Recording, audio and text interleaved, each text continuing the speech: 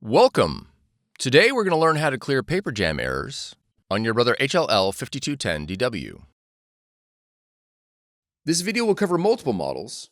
Even though your machine may not match the model on the screen, the overall process will be the same. This video will also cover several types of paper jam errors and allow you to clear the resulting error messages. Before working on your Brother machine, please allow it to run for 10 minutes to allow the fan to cool the internal parts. Handling internal parts while they are still hot may result in injury. We will begin by pulling the paper tray completely out of the machine. If there is jammed paper in the tray opening, remove it using both hands. Next, press the front cover release button and open the front cover. Remove the drum and toner assembly and place it onto clean flat surface. Placing scrap paper under your drum and toner is recommended. Jammed paper may be pulled out with the assembly or released for easy removal. Any paper still jammed inside the machine near the back of the opening should be removed through the back panel and will be addressed later in the video. Next, remove the toner cartridge from the drum unit by pressing the green lock lever.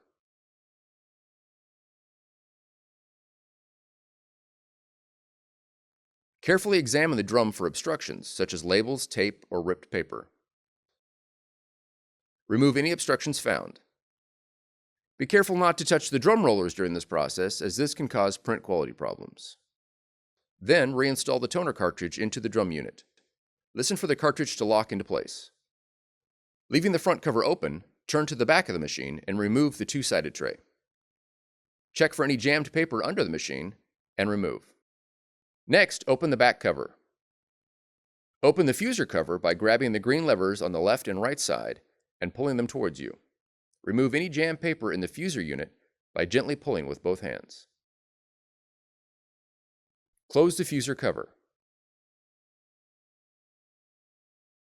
Now close the back cover.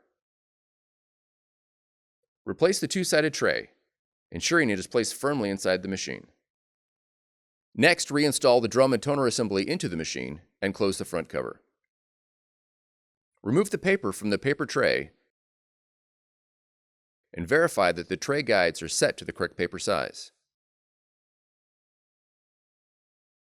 Next, fan the paper